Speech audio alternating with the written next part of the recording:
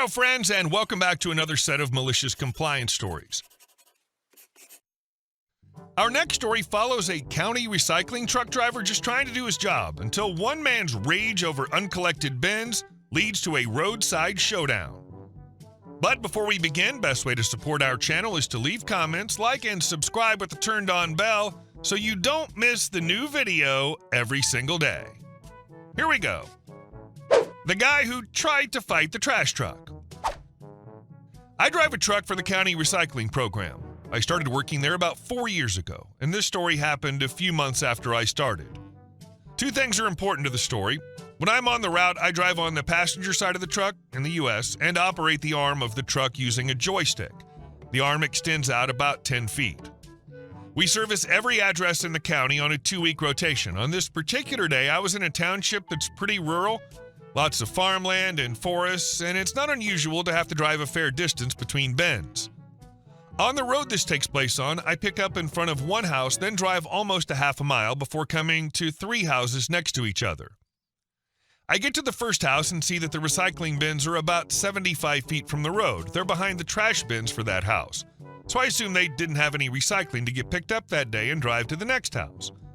As I'm picking up their bins, I notice a car pulling into the driveway of the first house, but I don't pay it any mind. Then I drove to the third house, and as I'm about to leave there, I noticed that the vehicle at the first house was backing out of the driveway. Still don't think twice about it. From there, I continue up the road, maybe a quarter mile, and turn into a narrow side road. On the passenger side of the truck, there's fields and a culvert right by the edge of the road. On the left side, there's a forest.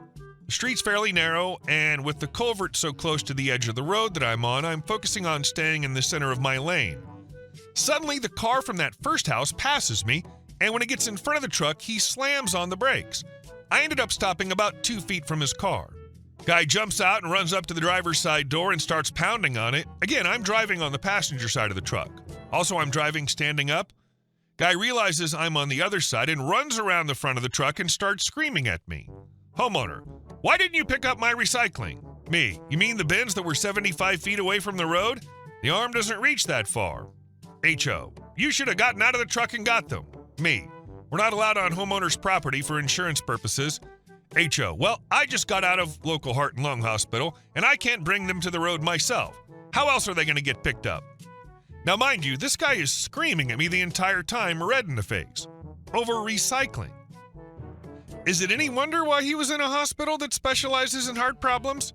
Me: "I don't know what to tell you. Maybe ask your neighbor to bring them to the road for you." HO: "You're going to drive back there and get my bins." Me: "Yeah, that's not going to happen." HO: "Yes, you are." Me: "I'll be back in 2 weeks, have them by the road, and I'll pick them up." HO: "I'm calling your boss. What's his number and what's your name?" Me, totally fed up with this tool: "I'm not telling you a GD thing." He proceeds to take a picture of me, the front of the truck, and a close-up of the license plate, and finally gets back in his car and takes off. Now, even though this is a side road, it's got quite a bit of traffic on it due to 2 schools that are just past the end of my route. So this entire time he's been yelling at me, we're blocking one lane and people are trying to get by. I got further up the road to a place where I could pull over safely, and I called our customer service number to give the woman who answers the phone a heads up that this guy might be calling. I filled her in on the whole encounter. She called me back that afternoon and said he called and argued with her for about 45 minutes about his bins not being emptied. In the past 3.5 years since that happened, he's put his bins by the street twice. I've been keeping track. There's something special about a man who can't move a recycling bin but can somehow chase down a whole truck like it's a NASCAR qualifying lap. My heart can't handle heavy lifting, but apparently road rage sprints are fine. I love that you've been keeping track, though. 2 bin appearances in 3.5 years? That's dedication. Petty, spreadsheet-worthy dedication. Forget revenge, you've gone full statistical analysis of stupidity. And our second story. A lady screamed in my face for doing my job. A little backstory. I work in an office supply store in their printing department. We can do all kinds of things, from making indoor banners to simply printing a black and white sheet of paper. Our prices are a little high, and we have an express fee for doing a job within the hour. Now on to the story. At this point, I'd been working at the store for nearly a year now, and I knew the ins and outs of the printing department. If you have a question, I know the answer. We were getting ready to close up shop about 20 minutes before close. At this point, a lot of my machines are turned off and a lot of the jobs dropped off or to be completed the next morning. A woman comes in to pick up her order and I happily give it to her. The job hasn't been completed by me, but by a fellow coworker. I was just handing it off. The woman looks at it confused. She said it was supposed to be mounted, which is laminating it onto a 24 by 36 foam board. I check her order ticket and no, there was no instructions for it to be mounted, so I inform her of such and tell her I'll do it for her and quote her a price. It was definitely expensive, so I offered a cheaper option. She can find a foam board and do it herself. She seemed pleased and walked away when I told her where they were. Think that's the end? Oh no, this isn't a happy ending. After about 2 minutes, she approaches the front. I was speaking to my manager about something and she asked where they were a second time. I confirm with my manager and point her in that direction. My mistake for not taking her back to look. When she came back up, she was angry. She got in my face to scream, "It's not back there." I have an anxiety disorder and people yelling at me sends my anxiety into a whirlwind. So I got quiet and squeaked out a "really?" while my coworker checks her out for her other items. My manager and other coworker were standing there while she screamed at me. At some point, my manager left as he didn't want a deal. I don't blame him. She was saying things like she understood why we had no customers. Remember, it's about 10 minutes before close now, and she'd tell all her friends to never come here as our customer service was awful. My heart was racing and I couldn't catch my breath. As she left, my coworker sarcastically called to her to have a nice day. As soon as she was gone, I broke. I started blubbering like a baby, hyperventilating and trying to hide my face. My coworkers were awesome, trying to calm me and make me laugh. The woman eventually got comped for her order and I was happy. I, however, will never forget the way she screamed in my face. "Your manager just left?" Bro said, "Wow, that sounds like a you problem," and hit the invisible button for do not disturb. That's the thing. Half of retail management's just playing hide and seek whenever customer volume hits 80 decibels. We care deeply about our employees' well-being. Sure, as long as that well-being happens off the clock. And our next story. The day I felt like a villain for paying in full. After selling my motorhome and SUV, I had the cash to buy our next car outright. And that's what I intended to do. I go find the car I wanted and go to the dealership to buy it. Test drive is great. Car is great. I'm ready to get the deal done. First, I'm given the final price sheet with a $1,500 warranty I neither asked for nor was asked about. I tell him to take it off. I have to go through his sales pitch and fighting me on it. I win. I'm not getting their extra warranty when their car's still under the manufacturer's warranty anyway. Next, he gives me a form to get my details for a credit check. I tell him I'm not financing. He leans back with a big sigh like I'm being difficult. I ignore him. Do you want me to write a check and wait for it to clear to pick up the car? Or do I need to get a cashier's check right now before the bank closes? He gets up and leaves. Great. 15 minutes pass. 30 minutes. I'm getting angry. He comes back with a manager and they both try to get me to finance. This is how you build credit. I already have a great credit score. You don't want to tie up this money. He tries to ask me some personal questions to make me scared to spend the money. Do you own a house? Do you have family who relies on you? I'm not playing this game. I have an emergency fund. I just want to buy the car. Personal check or cashier's. They leave. I'm made to wait again.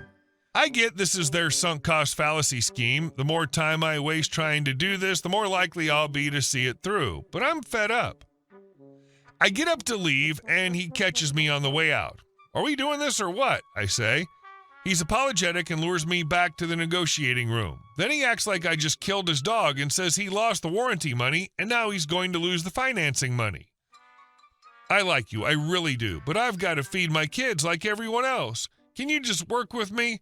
The amount they give us for sales like this isn't even worth my time. It's ridiculous.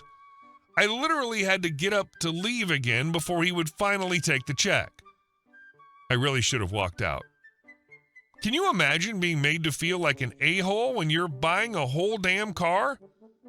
You won. You beat the system. You refused the extended warranty scam, ignored the emotional manipulation, and didn't let them turn a cash purchase into a financing trap.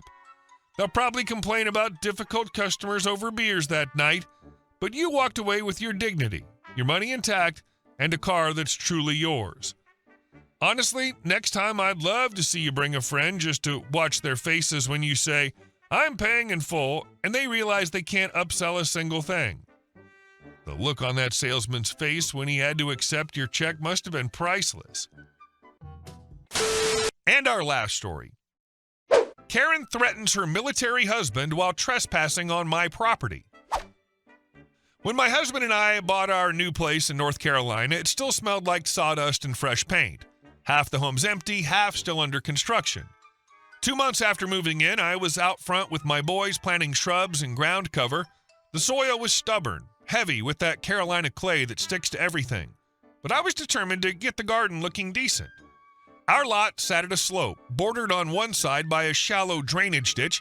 To keep the bank from eroding, we'd reinforce it with smooth river rocks, hundreds of them, each one lugged into place by hand.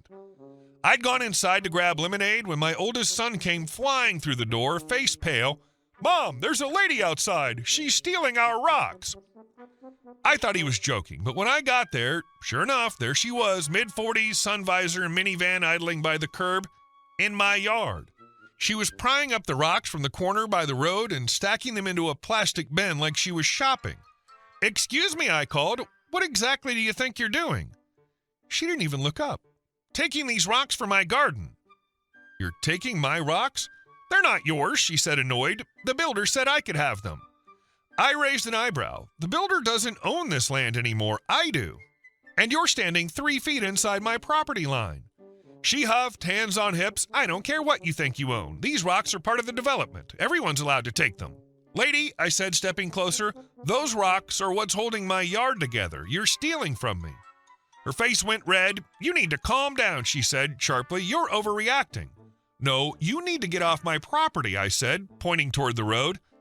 That's when she snapped. She told me to back the hell off, then grabbed one of the heavier stones and lifted it halfway like she was ready to throw it. "Put the rock down," I warned, "because if you swing that, I'm calling the cops and I'll press charges for assault."